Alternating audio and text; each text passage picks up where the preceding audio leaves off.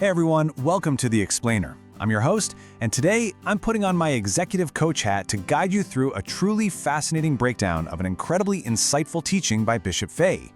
Think of this explainer as a leadership mandate. We're going to talk about how to stop just, going through the motions in your spiritual and professional life and start producing real, tangible fruit. We're talking about leaving those ordinary limitations in the dust and demanding visible performance. Let's get into it. So let me hit you with a real question right out of the gate. Are you just producing leaves, or are you actually producing fruit? I really want to hook you with this challenge right away. Ask yourself, does your faith actually perform under the intense, everyday pressure of life? Or is it just a whole bunch of religious busyness? Today, we are taking a very hard look at the difference between just looking the part and actually delivering the goods. All right, here's our roadmap for today. We'll kick things off with the fig tree deception. Unpack hope versus active belief, learn how to eradicate fear, unlock the greater works, discuss inheriting through honor, and wrap it all up with your daily fruitful routine. Okay, Section 1, the fig tree deception and the mandate. In our source material, this whole concept starts with a foundational command from Genesis 1:28. The speaker makes a brilliant point here. When mankind was told to be fruitful, it absolutely wasn't presented as a passive state of being or just some nice blessing to sit back and enjoy. No, it was a strict, active command to produce. You are mandated to cultivate and generate visible output. Let's break this down with a simple gardening analogy. Picture a tree. On one side, we have what we call leafy religious activity, carrying a Bible around, showing up to church every Sunday, praying really loudly. But on the other side, we have tangible spiritual fruit, actually delivering results when a crisis hits.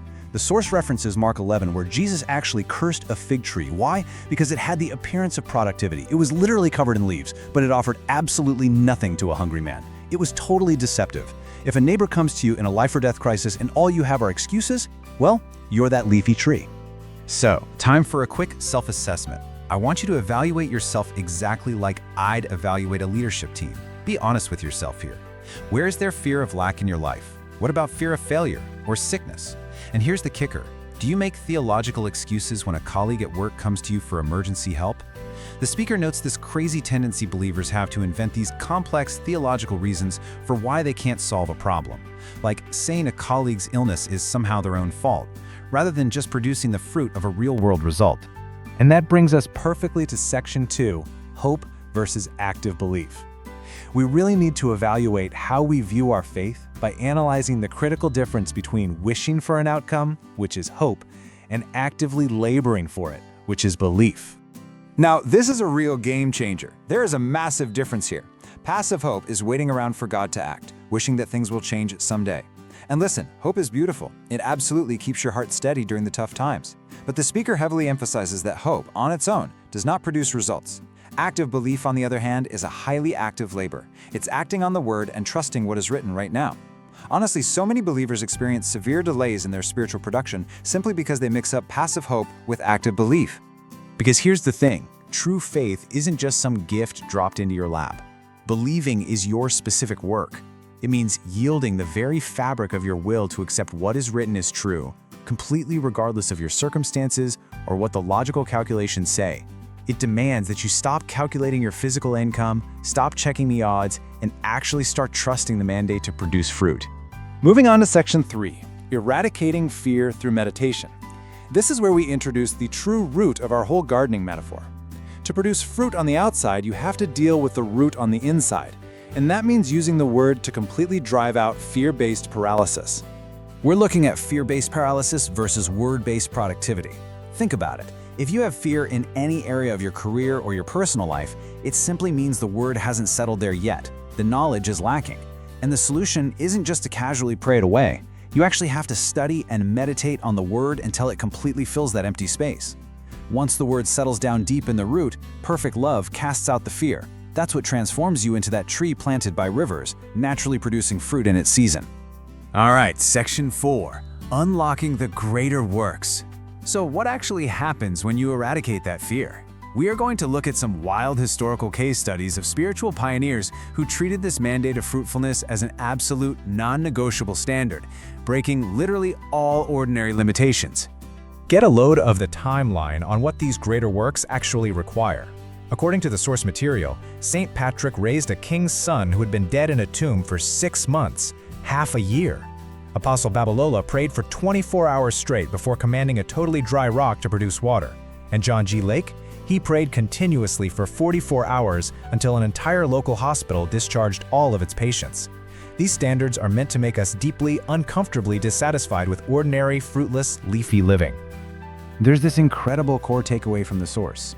The moves of God that you see is the degree to which you have believed.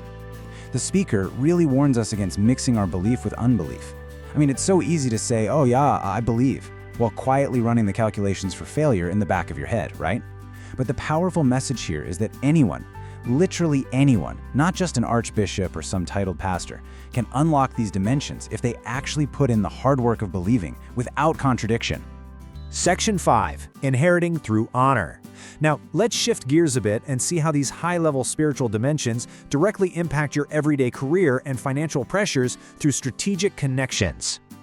The speaker analyzes the law of honor based on Hebrews 7, quoting, "Without all contradiction, the less is blessed of the greater."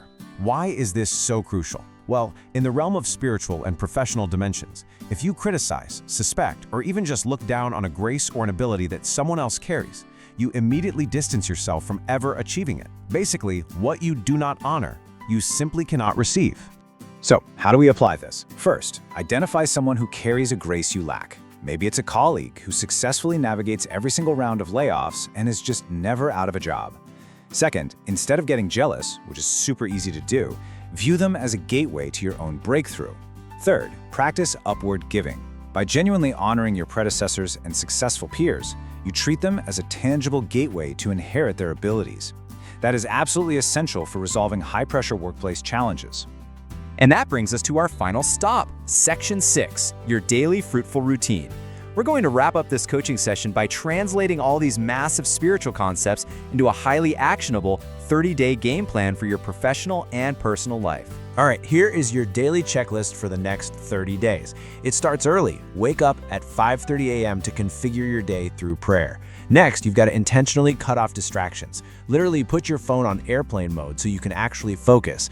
Then, target your meditation directly at the specific areas where you feel fear, feeding yourself the word until that fear completely vanishes. Finally, clock in with an accountability partner. Iron sharpens iron, guys. These actions guarantee you'll transition from passive hope to active, fruitful belief. But if you only remember one thing, let it be this. Your central daily practice must be replacing morning anxiety with out loud, faith-based declarations. Speak to word until fear has absolutely nothing left to stand on. Believers who produce fruit don't just sit around waiting for a harvest to pop up. They use targeted declarations to force the manifestation of their internal nature right into the physical world. It is a deliberate, active labor. So, I'll leave you with this final provocative thought. Will you pass through this world without leaving a landmark, just functioning as another leafy tree taking up space? Or will you refuse the fig tree deception, do the tough work of active belief, and commit to producing measurable, impactful fruits starting today? The choice to do the greater works is entirely up to you. Thanks so much for joining me on this explainer, and I will catch you on the next one.